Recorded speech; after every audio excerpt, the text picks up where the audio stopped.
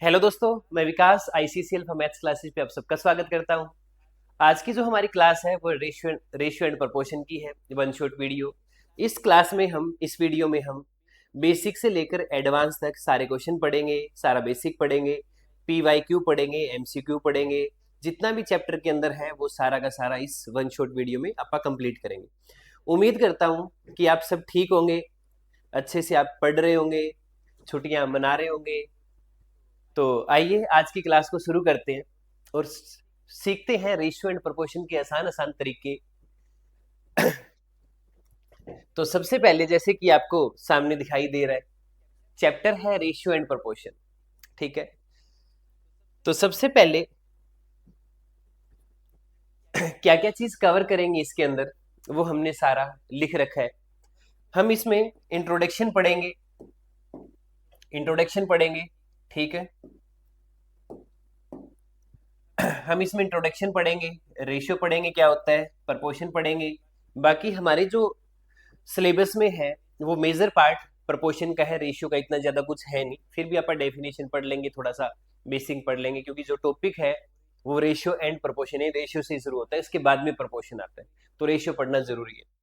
उसके बाद में हम पढ़ेंगे कि कॉन्टिन्यू प्रोपोर्शन क्या होता है, थर्ड प्रोपोर्शन क्या होता है। इसी के अंदर एक और आता है फोर्थ प्रोपोर्शन, वो भी आप इस क्लास में पढ़ेंगे।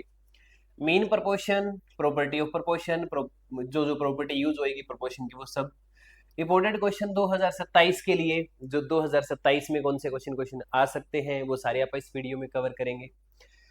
फिर पीवाईक्यू, जो पिछले 2 3 4 सालों में हमसे क्वेश्चन पूछे गए हैं वो आप इसमें कवर करेंगे। एमसीक्यू, मल्टीपल चॉइस जो क्वेश्चन है वो आप इसमें कवर करेंगे। तो आइए बिना कुछ देरी के हम स्टार्ट करते हैं आज की क्लास, आज की वीडियो।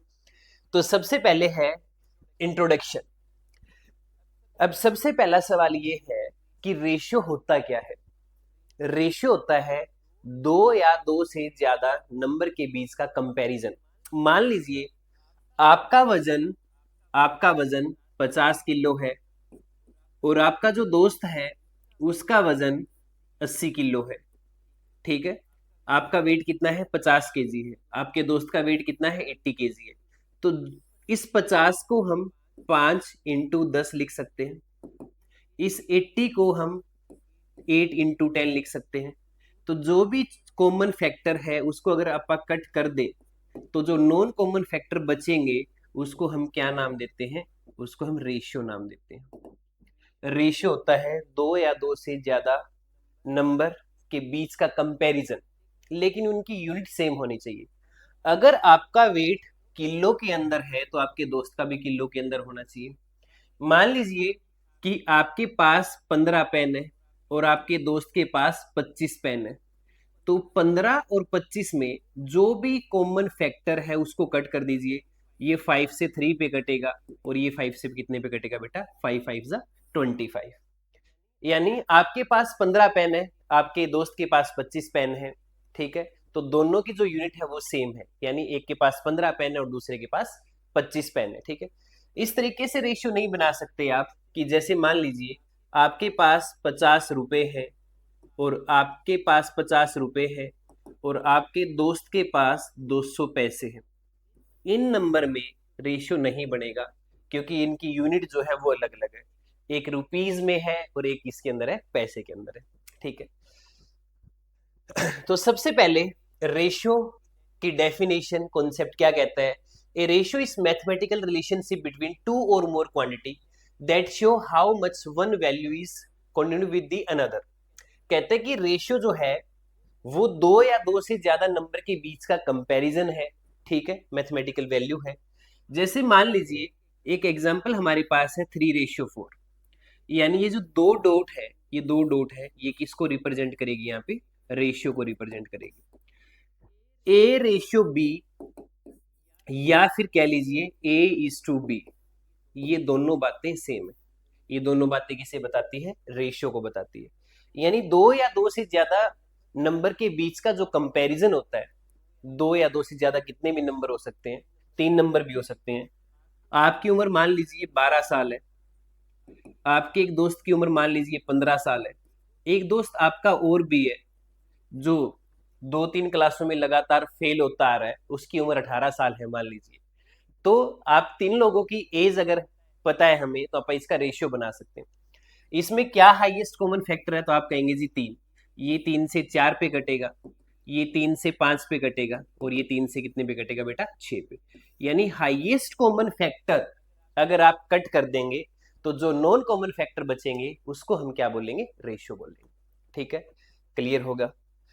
आइए नेक्स्ट में, आगे है बेटा proportion, ratio and proportion. Complete chapter का क्या नाम है, रेशियो एंड प्रपोर्शन, अनुपात एंड समानुपात। प्रपोर्शन में क्या होता है, प्रपोर्शन में दो और दो चार रेशियो होते हैं, कंपैरिजन करना होता है। पहले दो नंबर का कंपैरिजन आखिरी दो नंबर के बराबर होता है, उसको रेशियो बोलते हैं। जैसे मान लीजिए आप क्लास में चार दोस्त हैं, ए बी सी और डी। ठीक है, ए बी सी और डी, ये चार डॉट जो है ना, ये चार डॉट ये प्रपोर्शन को डिनोट करते हैं। और ये जो दो बिंदु होते हैं बेटा, ये किस चीज को डिनोट करते हैं, ये रेशियो को डिनोट करते हैं। ठीक है, मान लीजिए मान लीजिए कि आपके पास 5 रुपए हैं और आपके दोस्त के पास 10 रुपए हैं। ठीक है, एक दोस्त और है आपका सी, उसके पास मान लीजिए 20 रुपए हैं, और आपका एक दोस्त और है वो थोड़ा सा ज्यादा अमीर है, उसके पास मान लीजिए 40 रुपए।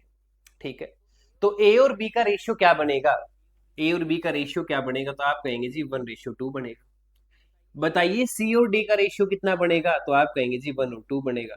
तो फर्स्ट दो नंबर का जो रेशियो बनेगा, अगर वही लास्ट दो नंबर का रेशियो बनेगा तो उसको क्या बोलेंगे बेटा, प्रपोर्शन बोलेंगे। क्या बोलेंगे उसको, प्रपोर्शन बोलेंगे।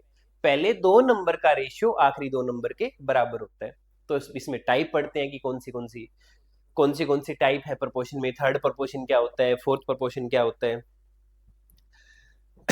आगे डेफिनेशन बता रखी है प्रपोर्शन की, जो अपन ने अभी अभी डिस्कस की है कि four quantity A B C D are said to be proportion if A ratio B is equal to C ratio D. जैसे मान लीजिए ए रेशियो बी प्रपोर्शन में अगर है सी और डी के, तो ये बात भी सही है।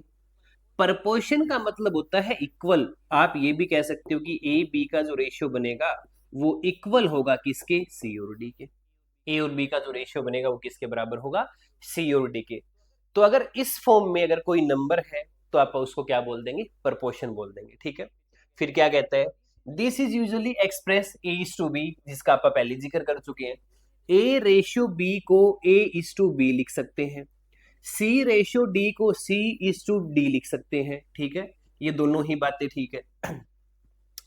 प्रपोर्शन का मतलब होता है चार डॉट और रेशियो का मतलब होता है बेटा दो डॉट। ठीक है, इसके बाद क्या कहता है क्वेश्चन में, प्रपोर्शन, हाँ, when four quantity are in proportion the product of extreme is equal to product of mean। बात बिल्कुल सही है। जैसे मान लीजिए एक एग्जांपल मैं लेता हूं, ये फॉर्मूला होता है बेटा, प्रोडक्ट ऑफ एक्सट्रीम बराबर है product of mean. Product of extreme और प्रोडक्ट ऑफ मीन का मामला क्या है, ये मामला समझ लेते हैं। मान लीजिए एक नंबर हमारे पास है 2, एक नंबर हमारे पास है 8। ठीक है, तीसरा नंबर है बेटा, तीसरा नंबर है 12, और चौथा नंबर जो है वो है 48। ठीक है, चौथा नंबर कितना है, 48। तो ये चार नंबर हमारे पास है और ये चारों नंबर जो है वो किसमें है, प्रपोर्शन में। कैसे पता लगा, पहले दो नंबर का जब आप रेशियो बनाएंगे तो 1:4 बनेगा, और आखिरी दो का बनाएंगे तब भी 1:4 बनेगा। तो अगर ये प्रपोर्शन में है तो product of extreme is equal to product of mean. तो ये जो बाहर वाले जो नंबर होते हैं ना वो एक्सट्रीम होते हैं, और बीच वाले जो नंबर होते हैं ना वो मीन होते हैं। तो बाहर वालों का जो प्रोडक्ट होगा, यानी 2 और 48 का जो प्रोडक्ट है ना, वही सेम होगा 8 और 12 का। चाहे चेक करके देख लो, 48 गुना में 2 कितना हुआ, 96, और 12 अट्ठे कितना हुआ, 96।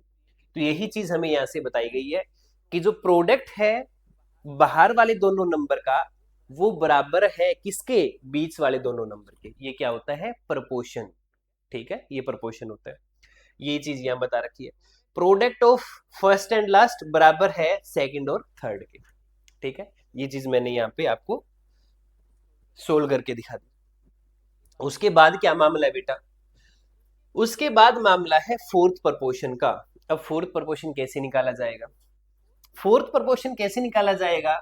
फोर्थ प्रोपोर्शन जहां भी आए वहां उसका मतलब होता है बेटा आपको ये डी की वैल्यू बतानी है। किसकी वैल्यू बतानी है? डी की वैल्यू बतानी है। थर्ड प्रोपोर्शन जहां भी आएगा वहां सी बताना होगा। फोर्थ प्रोपोर्शन जहां भी आएगा वहां डी बताना होगा। थर्ड प्रोपोर्शन का भी जिक्र करेंगे अभी नेक्स्ट स्लाइड में, ठीक है। फोर्थ प्रोपोर्शन का मतलब होता है डी की वैल्यू। तो डी की वैल्यू कैसे बताई जाएगी?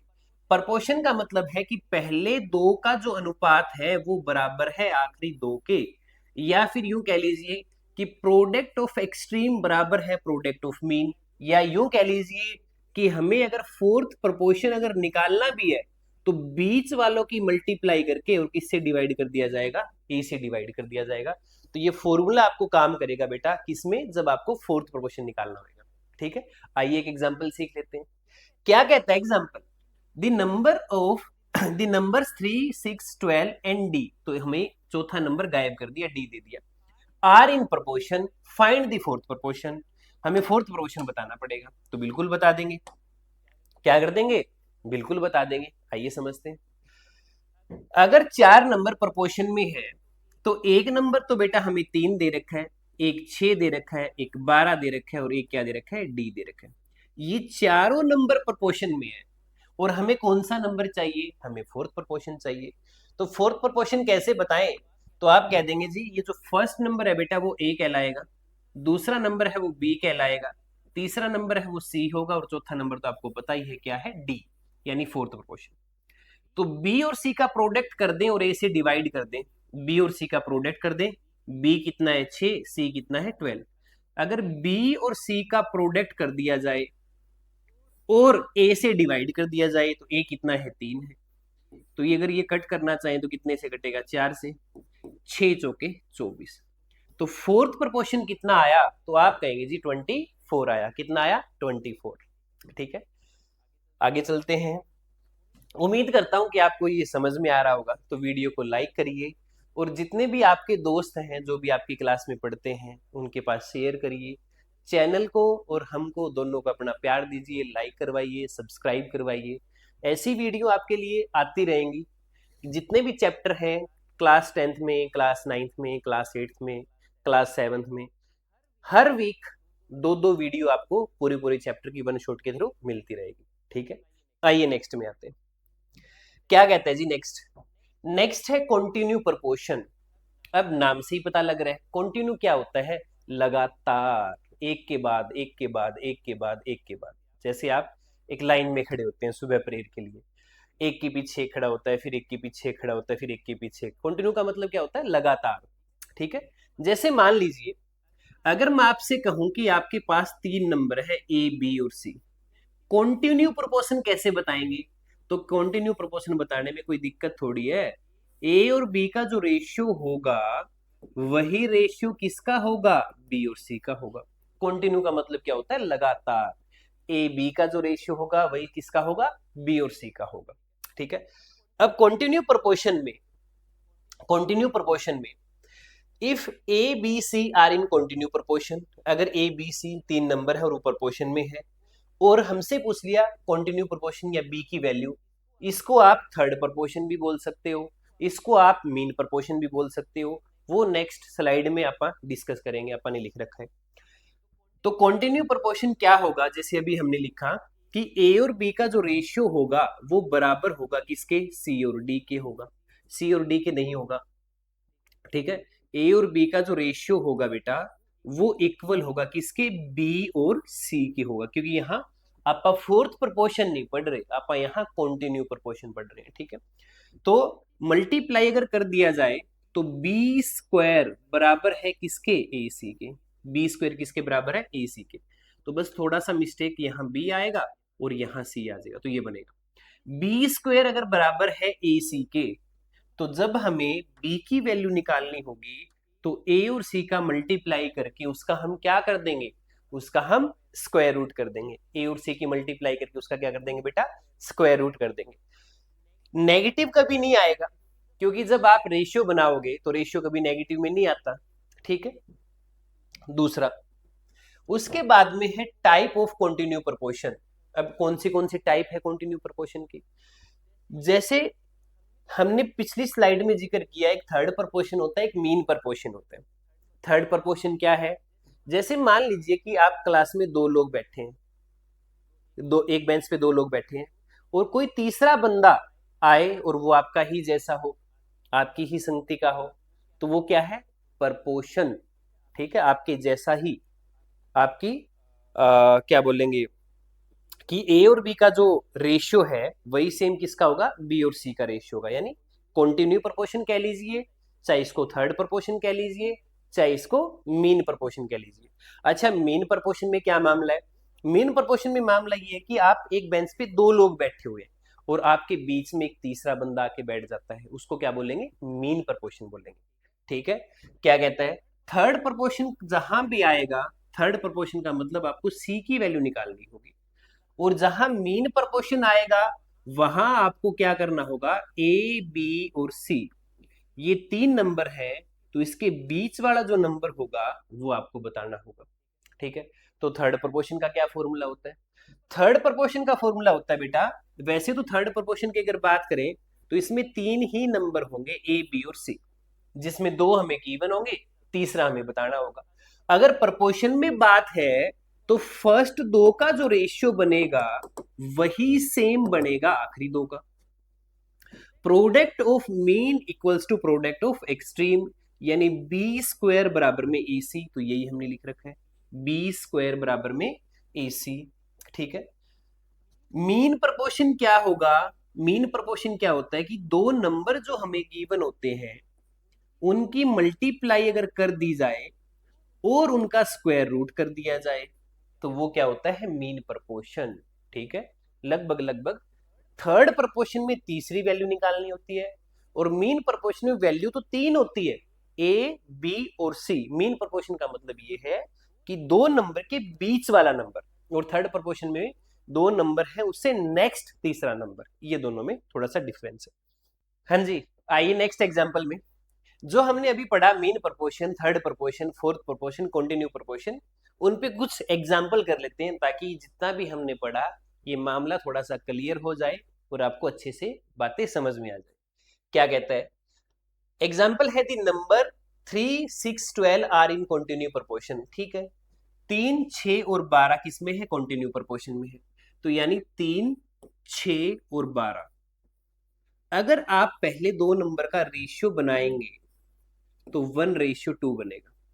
बात क्या है? बात सही है। अगर दूसरे और तीसरे का रेशियो बनाएंगे, दूसरे नंबर और तीसरे नंबर का अगर रेशियो बनाएंगे 6 और 12 का, तो भी रेशियो क्या बनेगा?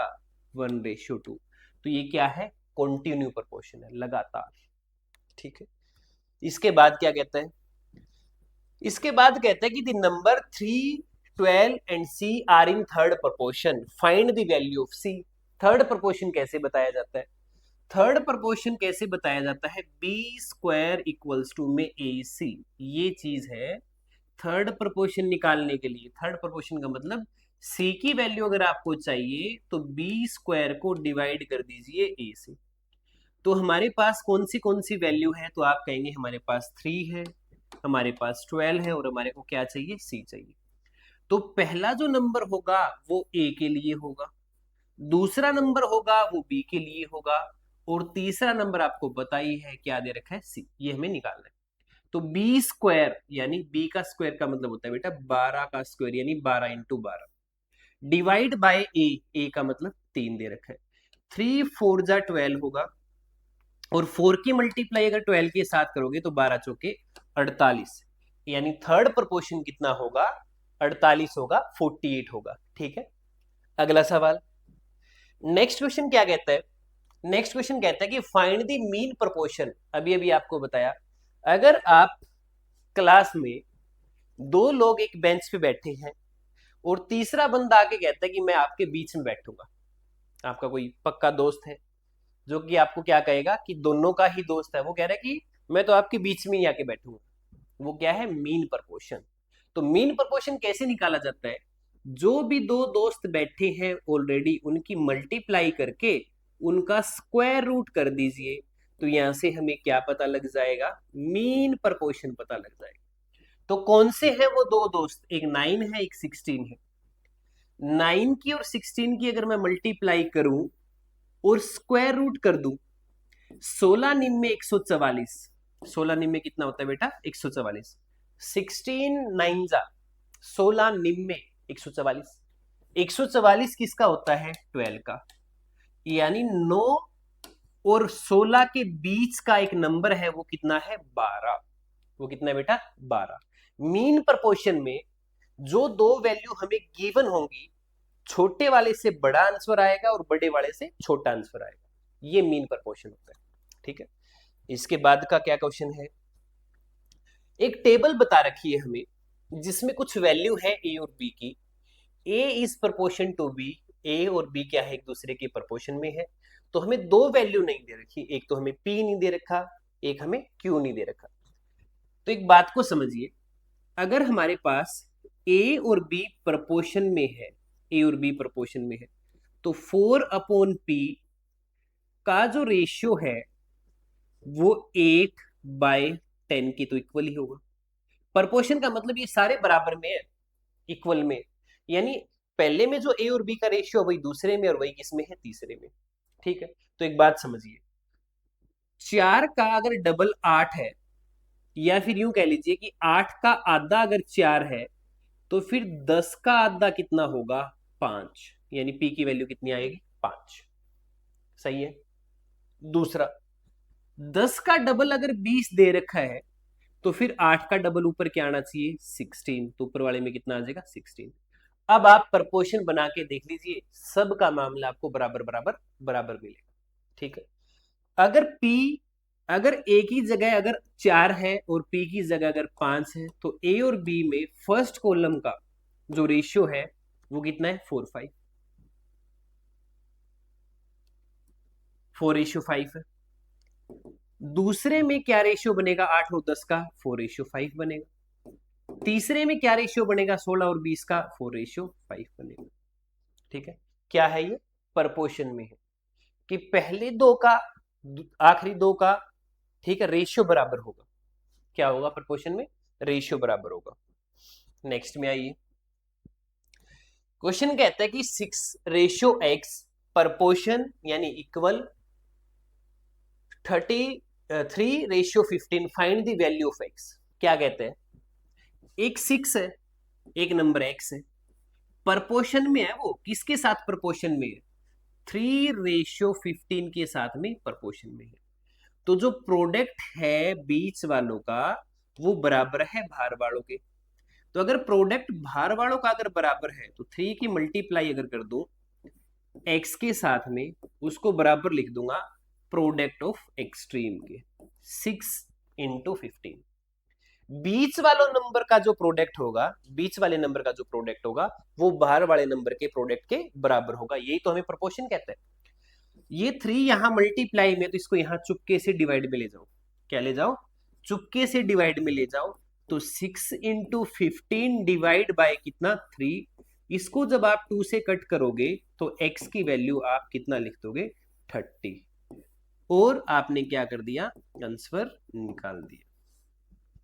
ठीक है, कोई भी क्वेश्चन आप जब करें उसका आंसर जब आ जाता है तो ऐसे डिनोट करके उसको एक बड़ी सारी ब्रैकेट में, ठीक है, और उसके साथ में क्या लिख देंगे आंसर। थोड़ा देखने वाले को अच्छा लगेगा और आपका नंबर काटने का कहीं भी उसको कोई रास्ता नहीं मिलेगा। ठीक है, इसके बाद का सवाल क्या कहता है, find the fourth proportion. Fourth proportion चाहिए। अब आपने सबने पढ़ा हुआ है कि फोर्थ प्रपोर्शन होता है a divide by b equals to में c डिवाइड बाय d, यानी हमें d अगर चाहिए तो b और c की मल्टीप्लाई करके a से क्या कर देंगे डिवाइड कर देंगे।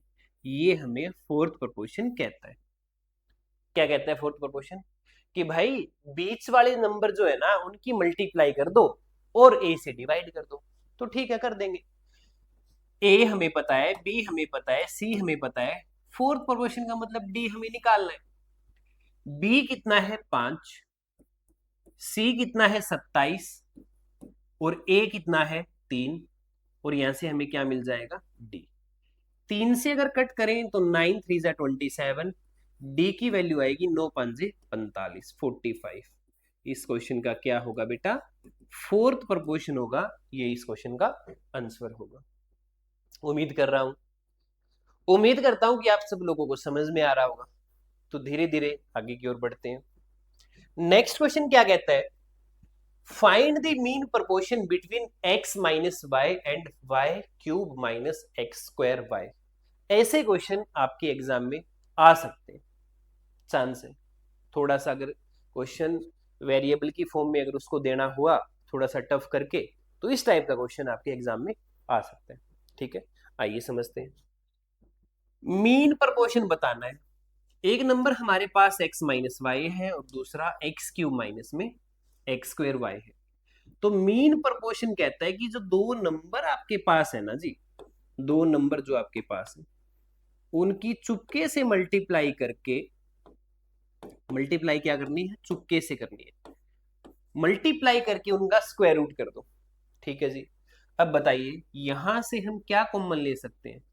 तो आप कहेंगे जी यहां से आप कॉमन ले सकते हो एक्स का स्क्वायर। इसमें से एक्स स्क्वायर अगर मैं कॉमन ले लूं तो यहाँ एक्स बचेगा और यहाँ वाई बचेगा, और यहाँ इसके जैसा सेम है ही है।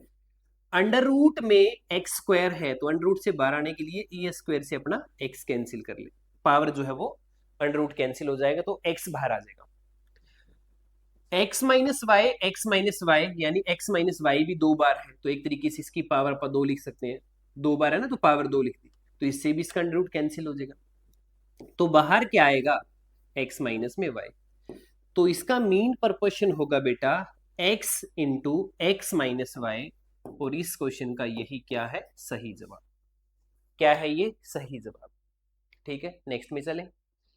आइए जी नेक्स्ट वीडियो में, नेक्स्ट वीडियो में नहीं, नेक्स्ट स्लाइड में पेन का रंग थोड़ा सा चेंज कर लेते हैं। कुछ बच्चे कहते हैं जी गुलाबी पेन से करवाया करो, हमारा फेवरेट कलर है तो गुलाबी से करवा देंगे। ठीक है, what number must be added, क्या नंबर ऐड किया जाए इन चारों नंबरों में कि जो भी आंसर आएगा वो इनको प्रोपोर्शन में बना देगा। क्या है, चार नंबर है, 3 है, 5 है, 7 है और 10 है। ठीक है, ये चार नंबर है। तो ये चार नंबर में क्या नंबर ऐड किया जाए कि ये सारे के सारे प्रोपोर्शन में बन जाए। दो टाइप से सवाल आ सकता है। क्या नंबर ऐड की जगह ये भी आ सकता है कि क्या नंबर सब्ट्रैक्ट किया जाए। तो जहां ऐड करने की बात होगी वहां ऐड कर देंगे, और जहां सब्ट्रैक्ट करने की बात होगी वहां सब्ट्रैक्ट कर देंगे। ठीक है, तो क्या कहता है क्वेश्चन, 3, 5, 7 और 10, ये चार नंबर, एक नंबर ऐड करना है, एक ही नंबर ऐड करना है सब में। ये नहीं है कि पहले में 5 ऐड कर दिया, दूसरे में 3 ऐड कर दिया, तीसरे में 7 ऐड कर दिया, अगले में 12 ऐड कर दिया, ऐसे नहीं, एक ही नंबर ऐड करना है। ठीक है, तो ये हमारे पास ए है, ये हमारे पास बी है बेटा, ये हमारे पास सी है और ये डी है, और ये किस में हो जाए, प्रोपोर्शन में हो जाए। तो प्रोपोर्शन क्या कहता है, ये ए है मान लीजिए, ये बी है, ये सी है और ये क्या है, डी है। अगर 3 में x जोड़ा जाए और वही x 5 में जोड़ा जाए तो वो बराबर हो जाएगा 7 प्लस एक्स के अपॉन 10 प्लस एक्स के। क्या कर दिया हमने, हमने सभी नंबर में x x प्लस कर दिया। तो 3 में प्लस कर दिया x, वही 5 में कर दिया, तो जो a b का रेशियो बनेगा, अभी अभी हमने पढ़ा है, a अपॉन b बराबर है c अपॉन d के, पढ़ा है। अब क्या करेंगे बेटा, क्रॉस मल्टीप्लाई कर देंगे। कौन सी मल्टीप्लाई कर देंगे, क्रॉस मल्टीप्लाई, सोल्व करने के लिए। तो क्रॉस मल्टीप्लाई अगर करेंगे तो 3 प्लस में x की मल्टीप्लाई होएगी 10 प्लस में x के साथ, और बराबर होगा 5 प्लस में x 7 प्लस में x के। इसको अब क्या कर देंगे, धीरे धीरे सोल्व कर लेंगे, आसानी से आंसर आ जाएगा। एक बार इस 3 को मल्टीप्लाई कर दो 10 के साथ में, और इसी 3 को कर दो बेटा 3 x के साथ में, तो 30 प्लस में 3x प्लस में इस x को एक बार 10 के साथ कर दो, एक बार x के साथ कर दो, तो 10x प्लस में x का स्क्वायर बराबर, इस 5 को एक बार दोनों नंबर के साथ कर दो, तो 35 प्लस में 5x प्लस में इस x को 7 के साथ कर दो, x स्क्वायर के साथ कर दो, 7x प्लस में x का स्क्वायर। इधर भी x का स्क्वायर है, इधर भी x का स्क्वायर है, तो आपस में ये कैंसिल हो गए। जब इक्वल का साइन हो और दोनों साइड सेम नंबर अगर हैं, इक्वल का साइन हो और सेम नंबर सेम साइन के हैं, तो आप डायरेक्ट कट कर सकते हो। ठीक है। अच्छा, 10 प्लस में 3 कितना होगा? 13 होगा, प्लस में 30 इक्वल टू क्या कहता है? 7 प्लस में 5 12 प्लस में 35। ये 12 इस साइड आके माइनस होगा, 13 में से 12 माइनस करोगे तो x बचेगा।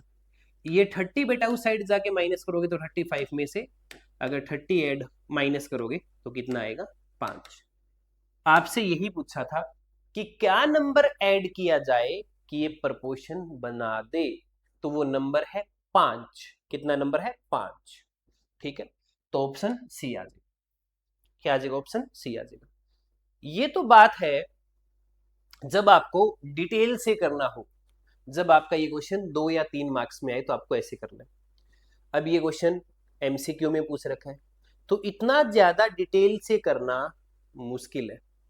ठीक है, इसके लिए मैं आपको एक बहुत ही आसान सा तरीका बताता हूं, ध्यान से समझिएगा। नंबर है बेटा 3, 5, 7 और 10।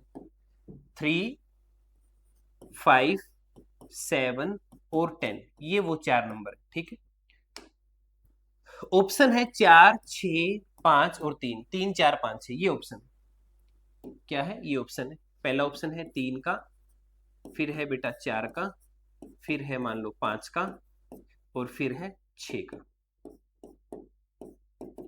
ये ऑप्शन दे रखे हैं। ठीक है, मान लीजिए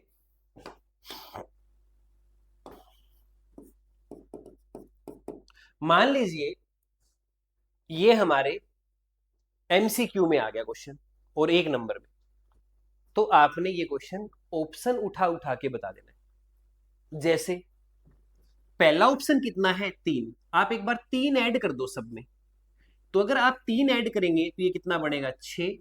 और ये कितना बनेगा? 8। 3 ऐड करेंगे कितना बनेगा? 10। ये कितना बनेगा? 13। ये प्रोपोर्शन बन गया क्या? 6:8 है, यहाँ 6:8 है क्या? तो आप कहेंगे जी नहीं है, ये ऑप्शन नहीं हो सकता।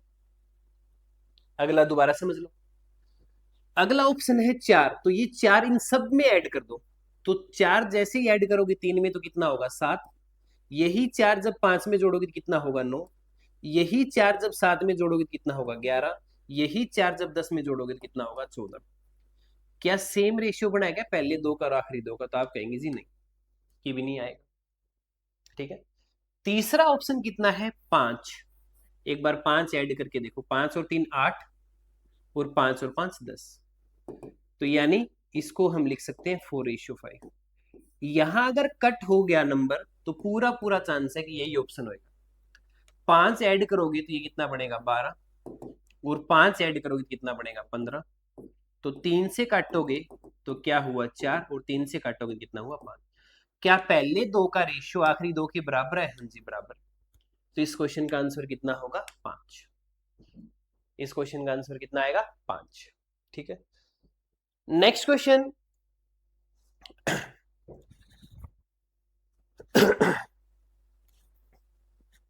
इनवर्टेंडो, ये क्या है? ये प्रपोर्शन की टाइप है। इनवर्टेंडो क्या कहता है? If 4 quantity B are in proportion, अगर 4 रेशियो प्रपोर्शन में है तो हम उसको कैसे लिख सकते हैं?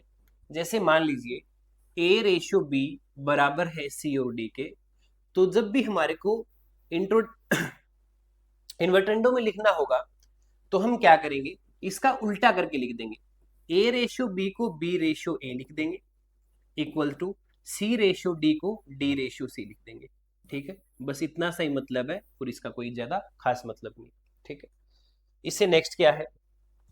इससे नेक्स्ट है ऑल्टरनेंडो, यानी एक छोड़ के एक। ऑल्टरनेट जैसे आप पढ़ते हैं ना, वैसे ही अगर A:B दे रखा है और वो बराबर है C और D के, क्योंकि ये है तो प्रोपोर्शन में, तो A का रेशियो C के साथ बना दो, मतलब एक छोड़ के फिर आगे वाला A का रेशियो C के साथ बना दो, और B का रेशियो किसके साथ बना दो? D के साथ बना दो। ठीक है, इसको क्या बोलेंगे?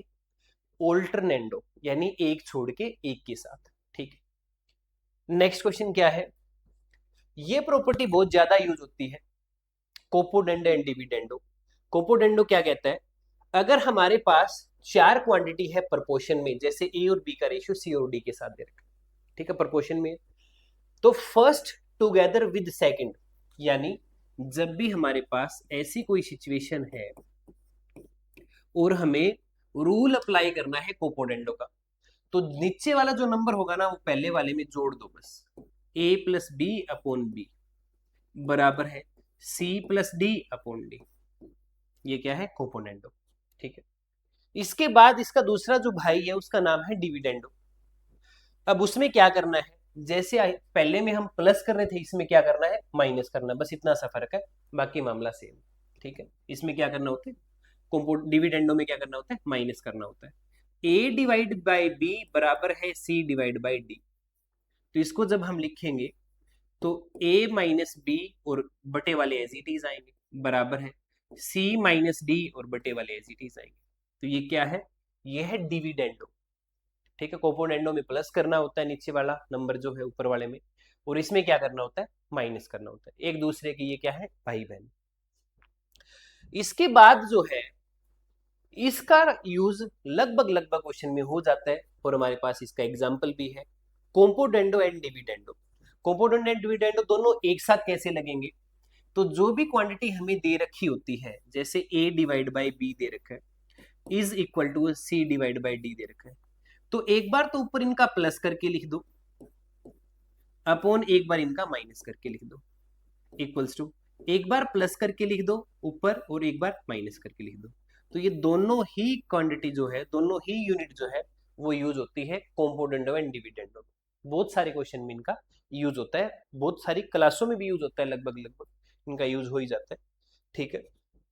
जैसे क्वेश्चन हमारे पास है और इसी का एग्जाम्पल है componendo and dividendo, a ratio b अगर बराबर है सी और डी के, मतलब अगर ये प्रपोर्शन में है तो ये चीज हमें शो करनी है कि बराबर होगा कि नहीं होगा, ये हमें शो करके बताना है, या तो ये चीज इसके बराबर शो कर दो या फिर ये इसके बराबर शो कर दो, ठीक है, दोनों चीजें।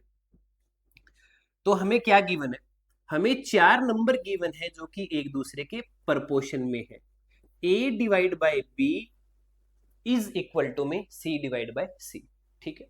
तो सबसे पहले जैसे ही हमें पता लगा कि ए के साथ में 2 है और बी के साथ में 3 है, तो हमने क्या किया, हमने मल्टीप्लाई कर दिया, मल्टीप्लाई कर दिया बोथ साइड बाय 2/3 से, किसे कर दिया, 2/3 से दोनों साइड क्या कर दिया, मल्टीप्लाई कर दिया। अब जैसे ही दोनों साइड मल्टीप्लाई किया तो ये बना 2a प्लस में 2a upon 3b equals to में 2c अपॉन में 3d, ये बन गया, ठीक है। दोनों साइड क्या कर दिया, 2/3 से मल्टीप्लाई कर दिया। वो हिंट कहां से मिला, जो हमें प्रूव करना है वहां से मिला, ठीक है। ये नहीं है कि हर सवाल को रट लेंगे, याद रख लेंगे, कल को आपको यहाँ 5 और 7 दे देगा, ठीक है, 7 और 9 दे देगा, तो जो चीज आपको प्रूव करनी है थोड़ा सा हिंट वहां से लेके और फिर क्वेश्चन को सोल्व कर, ठीक है। अब हम क्या करेंगे, अब हम अप्लाई कर देंगे, apply apply componendo and dividendo componendo dividendo इस पे अप्लाई कर देंगे। क्या कहता है कोपोडेंडो डिविडेंडो, तो एक बार तो उनको प्लस करके लिख दो, तो 2a प्लस में 3b, और एक बार यही माइनस करके लिख दो, बराबर में 2c अपॉन 3d, तो 2c प्लस में 3d लिख दीजिए, और एक बार इसको माइनस करके लिख दीजिए, ठीक है। लेकिन हमें प्रूव करना था, हाँ हमें यही प्रूव करना था, हमने प्रूव कर दिया। तो क्या कर देंगे, इसके बाहर ऐसे ब्रैकेट बना देंगे एक, ठीक है, रेक्टेंगुलर टाइप डब्बा बना देंगे, वो लिख देंगे हेंस प्रूव्ड। तो आपके सारे के सारे नंबर पक्के, ठीक है। इसके बाद क्या कहता है जी question, solve the following equation for x using, ठीक है, एक्स की वैल्यू बतानी है, मतलब ये कहना चाह रहे हैं, प्रॉपर्टी ऑफ प्रोपोर्शन, प्रॉपर्टी लगानी है प्रोपोर्शन की। आइए समझते हैं। अंडर रूट 5 प्लस में अंडर रूट 5 माइनस में एक्स अपॉन √5 माइनस में √5 माइनस में x और बराबर क्या है 3। तो इस पे अप्लाई कर देंगे, अप्लाई कॉम्पोडेंडो एंड डिविडेंडो। ठीक है, कॉम्पोडेंडो एंड डिविडेंडो क्या कहते हैं समझिए। √5 प्लस में √5 माइनस में x, ये चीज है, अपॉन √5 माइनस में √5 माइनस में x, क्या कहता है कॉम्पोडेंडो डिविडेंडो। a अपॉन b है, क्या है a अपॉन b है, तो a अपॉन b है नीचे वाला हमने, चलो हाँ जी, क्या करेंगे इसमें रूल अप्लाई करेंगे कॉम्पोडेंडो एंड डिविडेंडो का। तो ऊपर वाला जो नंबर है ना वो a है और नीचे वाला नंबर है वो क्या है b है। ठीक है, ऊपर वाला नंबर क्या है a और नीचे वाला क्या है b। तो इसको a प्लस b लिख दो, अंडर रूट 5 प्लस में √5 माइनस में x, ये तो हो गया a, प्लस में b नीचे वाला हो गया, √5 माइनस में √5 माइनस में x, ये बन गया, अपॉन डिवाइड कर देंगे a माइनस b से, तो a एज इट इज लिख दो, माइनस में b,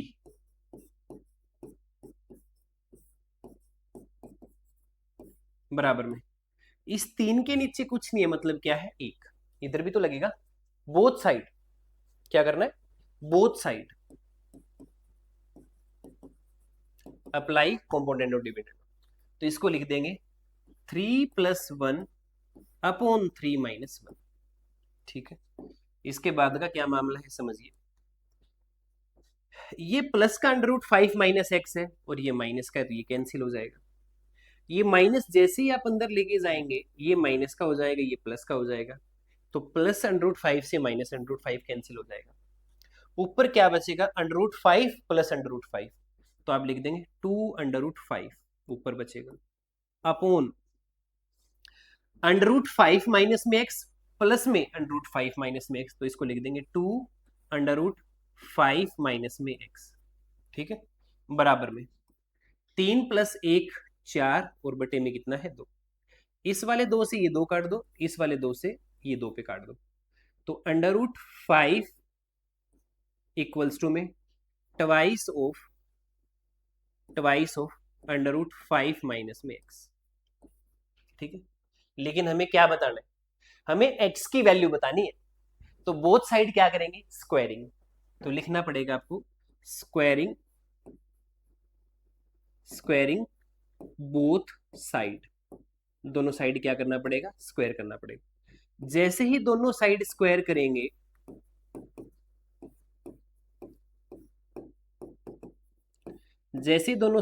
करेंगे तो इस वाले स्क्वायर से तो ये अंडर कट के 5 आएगा, ये स्क्वायर मतलब 2 का भी स्क्वायर होगा तो कितना आएगा 4, और इस वाले स्क्वायर से ये स्क्वायर कैंसिल हो जाएगा, तो 5 माइनस में x ये बनेगा। अगर मैं मल्टीप्लाई कर दूं अंदर इसको, तो 5 इक्वल्स टू में 20 माइनस में 4x, ये इस साइड ले आइए, 4x बराबर में 15 है, तो x की वैल्यू अगर हमें निकालनी पड़े तो 15 डिवाइड बाय कितनी आएगी 4 आएगी, 15/4 इस क्वेश्चन का आंसर होगा। ठीक है, उम्मीद करता हूं कि आपको समझ में आया होगा, नहीं तो दोबारा देख लीजिए। ठीक है, नेक्स्ट क्वेश्चन क्या कहता है, एमसीक्यू क्वेश्चन है, 2a इक्वल्स टू में 3b प्लस में 4c, यानी इक्वल इक्वल के साइन है। तो उससे पहले एक चीज को समझिए, रेशियो कितने तरीके से लिखा जाता है, रेशियो कितने तरीके से पढ़ा जाता है। ठीक है, जैसे ये चीज हम पढ़ते हैं a/b, दूसरा और क्या होता है a/b, ये तो हमने लिख लिया, a/b, ये भी सेम बात है, a/b, ये भी सेम बात है। तो ये तीनों जो क्वांटिटी है ये तीनों चीजें किसको रिप्रेजेंट करती है? रेशियो को, ए रेशियो बी को।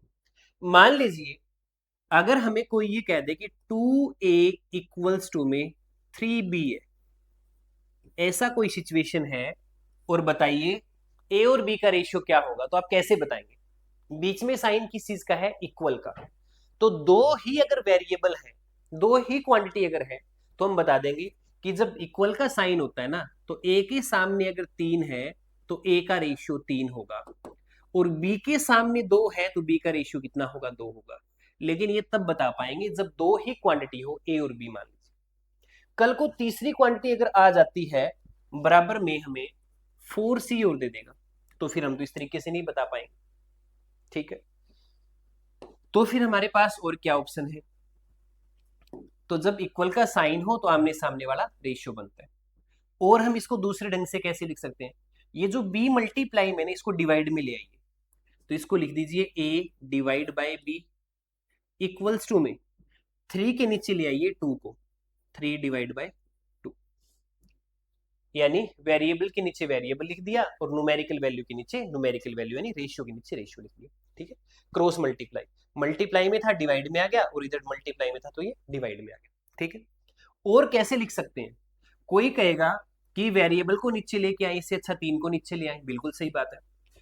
तो 3 को अगर मैं नीचे लेके आऊं तो a divide by 3 equals to में b डिवाइड बाय कितना होगा? 2 होगा। ये भी है, ये भी बात सही है, और ये भी बात सही है, यानी हम 3 तरीके से रिप्रेजेंट कर सकते हैं।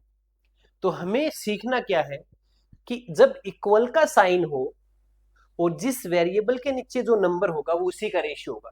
जैसे a के नीचे 3 है तो a का रेशियो 3 होगा, b के नीचे 2 है तो b का रेशियो 2 होगा। तो हम इस चीज को कैसे बता पाएंगे? 2a इक्वल्स टू अगर 3b है, तो ये बताइए कि 2 और 3 का एलसीएम कितना होता है? 2 और 3 का एलसीएम 6 होगा। तो दोनों साइड 6 से क्या कर दीजिए? डिवाइड कर दीजिए। तो अगर इसको 2 से काटेंगे तो यहाँ कितना बचेगा? 3। इसको 3 से कट करेंगे कितना बचेगा? 2। तो a के नीचे 3 आ गया और b के नीचे 2 आ गया, इसीलिए हमने इसको क्या बोल दिया? 3:2 कह दिया। अब हम वापस क्वेश्चन पे आते हैं।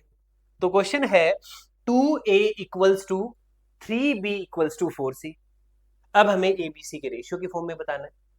तो 2a equals to 3b equals to 4c अगर है, तो आप दो तरीके से कर सकते हो। जिसको एलसीएम लेने में दिक्कत नहीं है वो एलसीएम लेके कर ले। एलसीएम कितना आएगा? 12। तो सभी को 12 से डिवाइड कर दो, सभी को 12 से डिवाइड कर दो। तो 12 से डिवाइड करने के बाद में ए के नीचे कितना आएगा? 6, बी के नीचे कितना आएगा? 4, और सी के नीचे कितना आएगा? 3। तो 6, 4 और 3, 6, 4, 3, यानी ऑप्शन सी है। एक तरीका तो ये है जिसको एलसीएम लेने में दिक्कत ना है। सेकंड मेथड क्या है? 2a equals to 3b equals to 4c, ये बात है। अब हमें क्या बताना है? a b c का रेशियो बताना है। तो अगर a का रेशियो बताना है तो बाकी दोनों नंबर की मल्टीप्लाई कर दो, a को छोड़ के। ठीक है, a को छोड़ दीजिए, बाकी दोनों नंबर की मल्टीप्लाई कर दीजिए। 4 इंटू 3 12। फिर है b का रेशियो, b का रेशियो अगर बताना है तो बाकी दोनों की मल्टीप्लाई कर दीजिए, कितना आएगा? 8 आएगा। सी का रेशियो निकालना है तो सी को छोड़ के बाकी दोनों की मल्टीप्लाई कर दीजिए, कितना आएगा? 6 आएगा। तो 2 से कट करेंगे 6 पे, 2 से कट करेंगे 4 पे, और 2 से कट करेंगे 3 पे। 6, 4 और 3 इस क्वेश्चन का जवाब होगा। ठीक है, तो आप दोनों में से किसी भी तरीके से कर लें, दोनों तरीके बेस्ट है। ठीक है, नेक्स्ट क्वेश्चन में आइए। अगला क्वेश्चन क्या कहता है? ए बी बराबर है बी और सी के। ठीक है, ए और बी बराबर है बी और सी के, तो रेशियो बताइए ए की पावर 4 और बी की पावर 4 का किसके बराबर होगा? बिल्कुल बताएंगे। अगर a अपॉन बी बराबर है b अपॉन सी के, तो हम ये कह सकते हैं कि बी स्क्वायर बराबर है ए सी के, यानी बी स्क्वायर की जगह हम क्या लिख सकते हैं? ए सी लिख सकते हैं। लेकिन हमसे पूछा क्या है? a की पावर 4 के साथ b की पावर 4 ये दे रखे, तो a की पावर 4 पड़ा रहने दो, b की पावर 4 है तो b का स्क्वायर कितना है? ए सी, यानी स्क्वायर का भी स्क्वायर हो गया। अब बी स्क्वायर की वैल्यू अगर यहां पुट करेंगे, बी स्क्वायर की वैल्यू यहां पुट करेंगे तो ए स्क्वायर सी स्क्वायर हो जाएगा। अब ए की पावर 4 है, ए की पावर 2 है, तो दो पावर से कट जाएंगे, तो a की पावर कितनी बचेगी 2 और c की पावर कितनी है 2। a स्क्वायर c स्क्वायर इस क्वेश्चन का आंसर होना चाहिए, ऑप्शन बी आ जाएगा। कौन सा आएगा? Option B. नेक्स्ट क्वेश्चन क्या कहता है, 3a plus 2b divide by 5a plus में 3b बराबर है किसके? 18 डिवाइड बाय 29 के। 18 डिवाइड बाय 29 के। पी वाई क्वेश्चन है, प्रीवियस ईयर क्वेश्चन है, 2023 में आया हुआ क्वेश्चन है। क्रॉस मल्टीप्लाई कर दे, ए बी का रेशियो बताना है, क्रॉस मल्टीप्लाई कर दे। 29 की 3 से करेंगे तो 87a होगा, प्लस में 29 टू जा 58b होगा, इक्वल्स टू में 18 5 90 90a होगा, प्लस में 18 3 जा 54b होगा। ए वाले एक साइड लिख दो, बी वाले एक साइड लिख दो। तो 87 जब इस साइड लेके जाऊंगा तो माइनस होएगा, 90 में से 87 माइनस करूं तो 3a आएगा, इक्वल्स में 54 को जब इस साइड लेके आऊंगा तो 58 में से 54 माइनस करेंगे तो 4b आएगा। बीच में साइन किस चीज का है? इक्वल का। तो a के सामने कितना है 4, तो a का रेशियो 4 होगा। b के सामने कितना है 3, तो b का रेशियो 3 होगा। तो क्वेश्चन का सही जवाब होगा 4:3। कितना आएगा? 4:3। हाँ जी, next question most most most important question है। आईसीएसई ने 2020 में, 2019 में और 2016 में पूछा हुआ क्वेश्चन है। कौन सा क्वेश्चन है? पॉकेट मनी वाला क्वेश्चन। ठीक है, तो पॉकेट मनी क्या कहती है? राजू और काजू दो दोस्त हैं, एक राजू है और एक काजू है, जिसका रेशियो कितना दे रखा है मंथली पॉकेट मनी का? पॉकेट मनी होती है आपकी इनकम जो आपके पास आती है, आप घर वालों से कहते हो आज 100 रुपए चाहिए, चॉकलेट खानी है, आज 500 रुपए चाहिए, कहीं घूम के आना है, तो आपके पास जो पैसा आता है वो क्या होती है? इनकम होती है। ठीक है, अब इनकम में क्या होता है? इनकम में दो चीजें होती है। इनकम में दो चीजें होती है। इनकम में से कुछ आप खर्चा कर देते हैं, उसको एक्सपेंडिचर बोलते हैं, प्लस में कुछ आप बचा लेते हैं, वो क्या होता है? आपकी सेविंग होती है।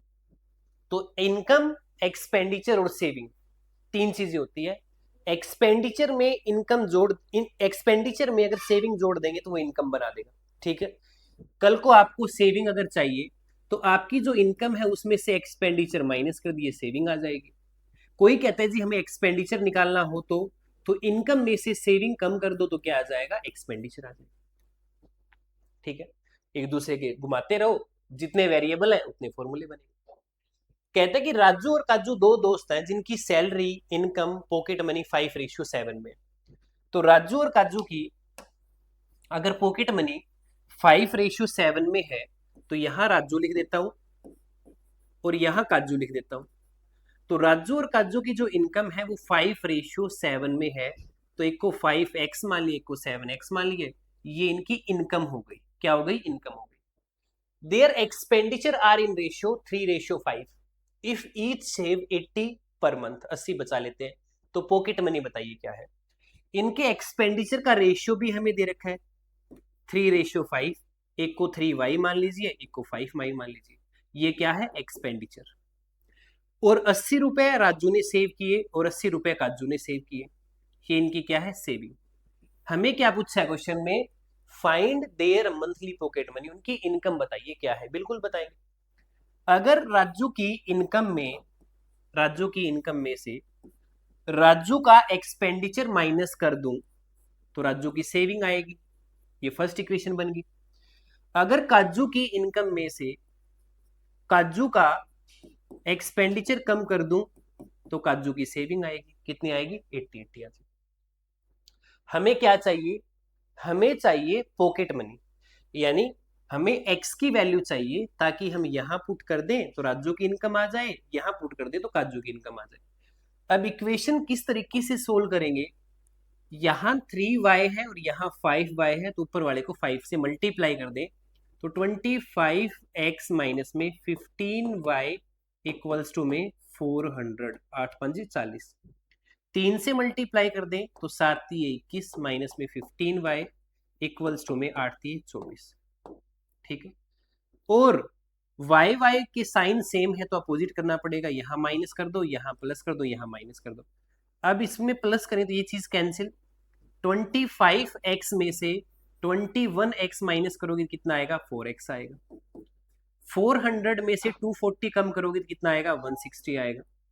और 4x इक्वल्स टू अगर 160 है तो x की वैल्यू कितनी आएगी, 160 अपॉन 4, यानी कितनी आएगी बेटा, 40।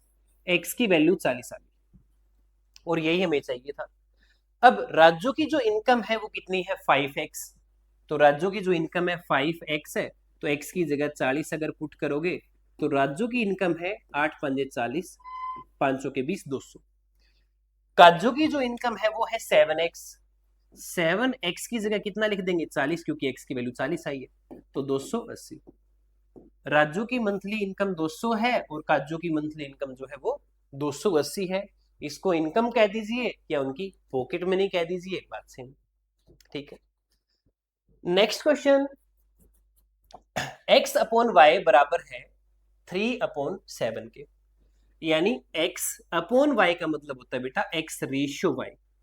7:3 दे रखा है, एक को 7a मान लेंगे, एक को 3a मान लेंगे, और इस वाले में पुट कर देंगे 5x²। तो x की जगह अगर 7 लिखोगे तो ये 7a का स्क्वायर हो जाएगा, प्लस में 3y², y की जगह कितना लिखोगे, 3a लिखोगे, 3a का स्क्वायर हो जाएगा, अपॉन 5x² माइनस में 3, 5x² यानी 7a का स्क्वायर हो जाएगा, माइनस में 3 इंटू 3a का होल स्क्वायर हो जाएगा। ये हो गया 7 का स्क्वायर 49, 49 को अगर 5 से मल्टीप्लाई करोगे तो 245a² प्लस में 3 का स्क्वायर 9, 9 तो ये 27a² अपॉन 245a², सेम ही बनेगा, बस साइन माइनस का आ जाएगा, 27a का स्क्वायर इक्वल्स टू 245 में अगर 27 प्लस करेंगे तो 7 और 5 12, 4 2 6 7, यानी 272 272a² अपॉन 27 अगर कम कर देंगे तो 218a², ये बनेगा। ठीक है, 5 में से 7 8 आएगा, 3 में से 2 1 आएगा, a² से a² कैंसिल हो गया, ये 2 की टेबल में कट करेंगे 136 आएगा, और इसको 2 की टेबल में कट करेंगे 109 आएगा, और यही इस क्वेश्चन का क्या है, आंसर। यही इस क्वेश्चन का क्या है, आंसर है। अगला क्वेश्चन आज की क्लास का लास्ट क्वेश्चन, और ये क्वेश्चन 2027 के लिए माय इंपॉर्टेंट क्वेश्चन है। ऐसे क्वेश्चन पहले भी पूछे गए हैं। कहते हैं कि रेशियो दे रखा है डोलू और बोलू का, किस चीज का, सैलरी का। Each save 5000 per month, the sum of their expenditure is 35,000, find their monthly salary. तो डोलू और बोलू की जो मंथली सैलरी है उनका रेशियो 4:5 है, तो एक को 4x मान लेंगे, दूसरे को 5x मान लेंगे, तो इनकी सैलरी का रेशियो है 5:4। ठीक है, 5-5 हजार रुपए सेविंग है, ये इनकी क्या है, इनकम है। 5-5 हजार रुपए क्या करते हैं, ये सेव कर लेते हैं, 5-5 हजार रुपए ये सेव कर लेते हैं। अगर डोलू की इनकम में से डोलू की सेविंग माइनस कर दें तो डोलू का एक्सपेंडिचर आ जाएगा। अगर बोलू की इनकम में से बोलू का सेविंग अगर माइनस कर दें तो बोलू का एक्सपेंडिचर आ जाएगा। तो ये तीनों चीजें ही आ गई, इनकम भी, एक्सपेंडिचर भी, सेविंग भी। क्या बता रखा है, sum of their monthly expenditure is 35,000। दोनों का जो एक्सपेंडिचर है उनका सम 35,000 है, तो दोनों का एक्सपेंडिचर को जोड़ दो। दोनों के एक्सपेंडिचर को जब आप जोड़ेंगे,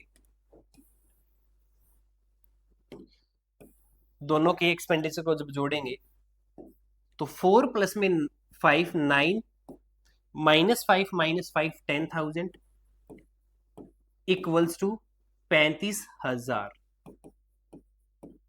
ये माइनस का 10,000 उसमें प्लस कर देंगे तो 9x इक्वल्स टू में 45,000, 45,000, और 9 से अगर डिवाइड कर देंगे 45,000 को तो एक यूनिट की वैल्यू कितनी आएगी, 5,000।